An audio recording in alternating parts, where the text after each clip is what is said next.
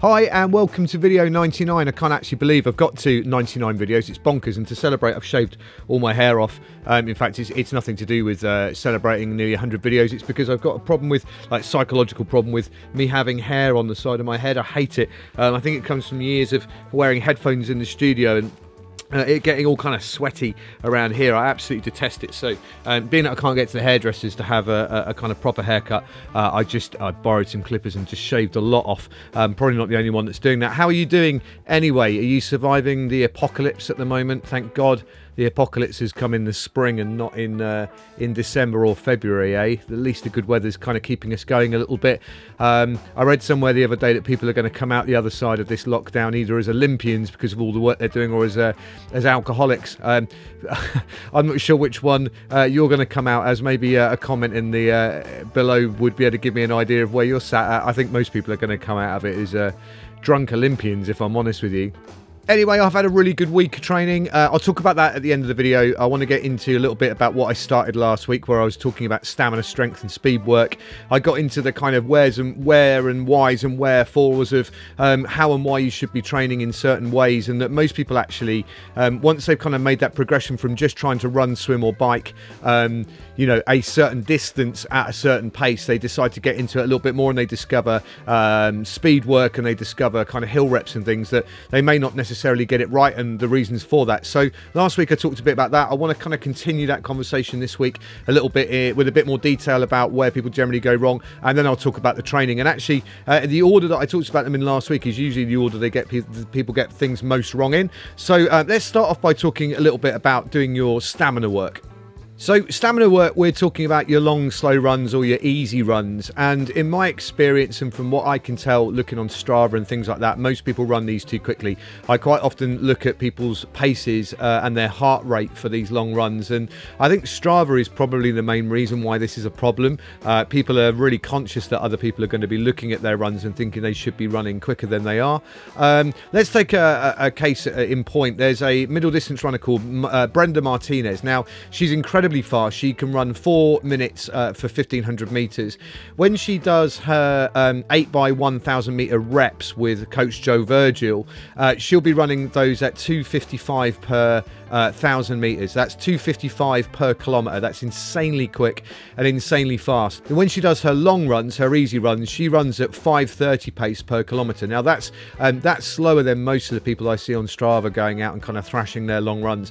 This is a person who is a professional middle distance runner who can run 2:55 per kilometer, but when she goes and does her long easy runs, she runs at 5:30 kilometer pace. So that should tell you that essentially the biggest problem we've got here is that most people run their easy runs and their long runs far too quickly. Now, alongside Strava being a bit of a problem here and wanting to get the kudos from your friends for running, your 15K or your 20K quickly and getting the respect for that, the other problem is the fact that psychologically, we kind of want to get the runs over and done with.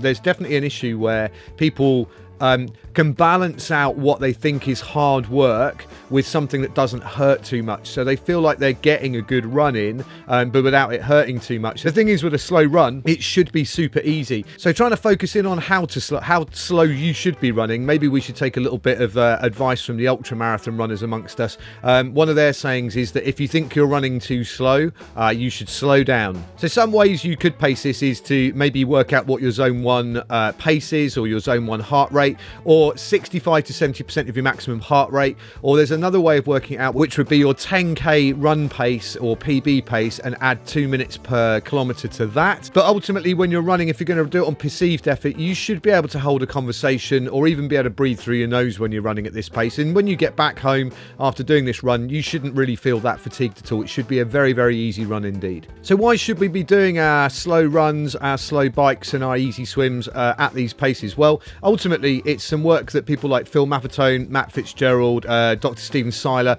all of those guys kind of did a lot of research into elite athletes and found that their slow effort work, including cycling, swimming and running, were all done a lot slower than most amateur athletes do it. There's a lot of reasons for this. As endurance athletes, which we all are, doesn't even matter if you're a focused sprint athlete, you're still an endurance athlete, it promotes higher threshold for fat burning before we get into our glycogen reserves. The longer we can delay getting into our glycogen oxygen reserves, which is finite effectively, the better, the more efficient we become.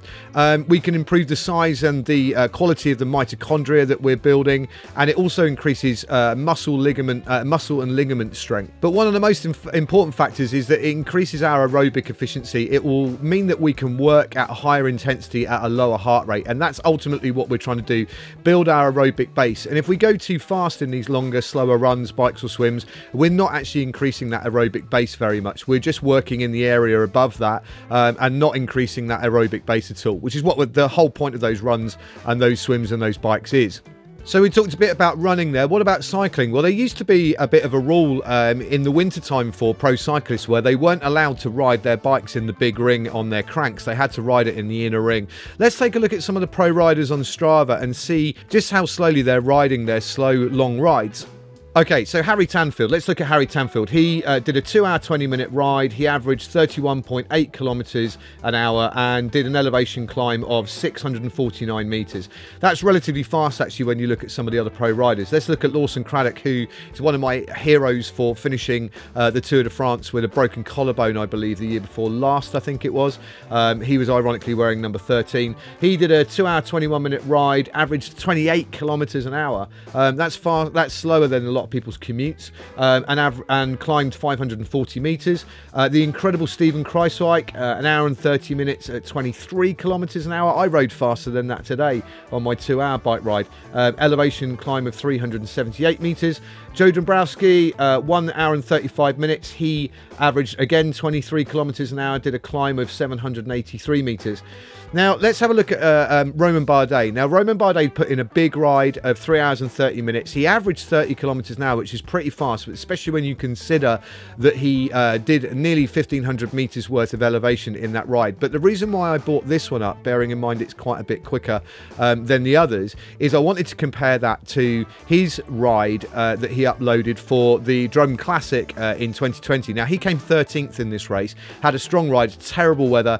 Some of the descending in it really freaked me out. It's one of the kind of lesser races on the calendar, but it did actually happen this year. And if we have a look at the stats for his ride, he rode 5 hours and 30 minutes, but he averaged 38.1 kilometers an hour, and that's with an elevation gain of 2,700 plus meters. So we can see that a lot of these pros are riding a lot slower than the amateurs, and yet when it comes to race day, the amateurs are just not going to be anywhere near what the pros are doing. And one of the problems with swimming is the fact that we've got lanes and we've got lengths, and we can see how far we're swimming in a 25-metre pool or a 50-metre pool, and that's going to make us kind of think about swimming at pace. It's why I feel quite lucky that I've got the sea and the sea lake right nearby, because when it comes to the spring and summer, I tend to just get in there and swim for a set amount of time. I don't worry about pacing. Where I might normally swim 130 to 135 per 100 metres in the pool when I'm doing a coach session and I'm working out really hard, I might be swimming more like 145, 150 per 100 meters in the lake, just because I'm trying to do my long, slow swim. So everything applies to everything. You should be doing your slow run, bike and swim slower than you probably think you are. Can you see that in there? That is my swimming pool. That's my beautiful pool that I can't swim in. Well, I wouldn't be giving to be able to swim in there, eh? Doing a set of 15-100s off 150. Oh, I cannot wait until this is over and I can get back in there and swim.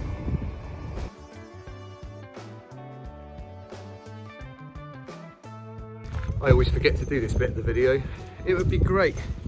I would really appreciate it, seriously appreciate it, if you'd hit like and subscribe to the channel. If you've enjoyed the video so far, hit the thumbs up and hit the subscribe button and hit the notifications bell, because that will let you know when I'm making more of these videos, and see you into the next kind of 100 odd videos. It's so windy here, sorry if it's really blustery. Otis says please subscribe to the channel, please subscribe, please like and subscribe. Stop licking my face. So let's look at strength work now. Now this is something that you might be using hill reps for, whether that's for running or for riding your bike. The trouble with this is that a lot of people just go and run or ride hills, and that's absolutely fine if that's what you want to do. But this isn't about improving your ability to run up hills or your ability to ride up hills. This is about developing your stride length, your strength to drive yourself further. Now, if you talk to people about taking longer strides, the problem with that is that they tend to think forwards and try and stretch out the way they're going, and that can obviously that can also have problems with kind of developing a heel strike where maybe that wasn't before. Think about it this way: when you're running, you're not trying to drive yourself up and forwards, you're trying to drive the earth down and backwards, but it won't move. So the net result of that is that you go forwards and up. So if you think about taking longer strides as driving backwards and down harder, that now you can start to see how hill reps can help you develop that, because that's the only way you can run up hills.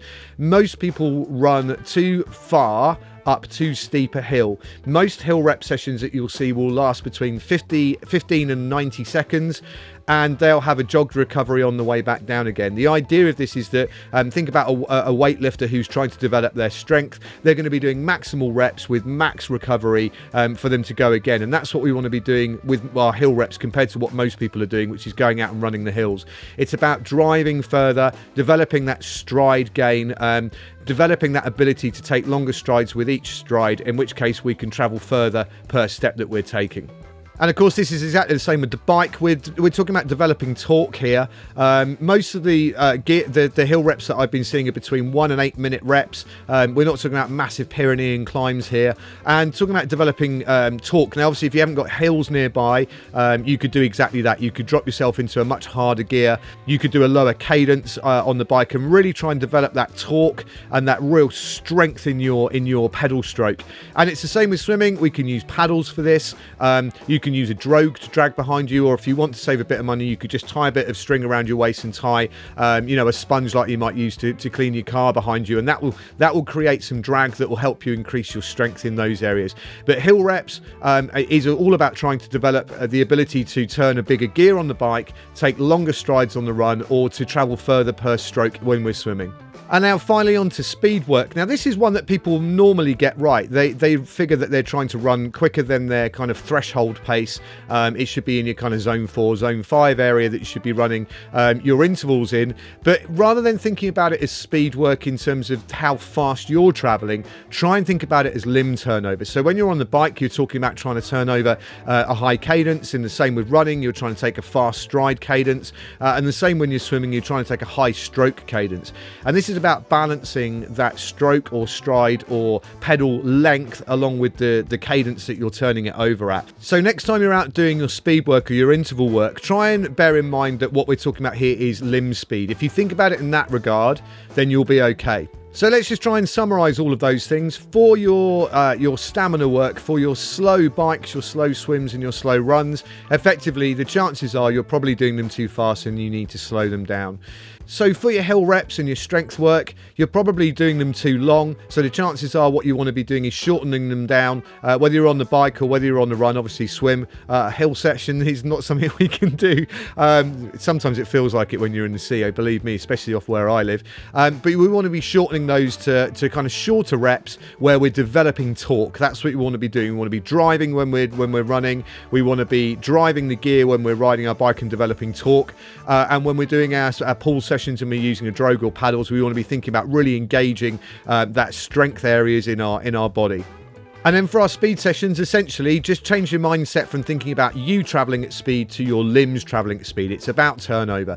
So that's a summary, really, of the stuff I wanted to talk about this week. What I want to talk about next week is to move away from those 3 areas of strength, stamina, and speed, and look at other factors that once you've got those in place and you're making improvements in there, what other things you can be doing in terms of scientific input or psychology stuff, or in terms of nutrition, etc. And look at all those other areas that we can kind of add on to those 3 main areas. So to begin with, a lot of people begin with just working on the stamina stuff, the endurance running, then they build in the speed and the strength work, and then what other things you can do after that to make those kind of last improvements to what you're doing.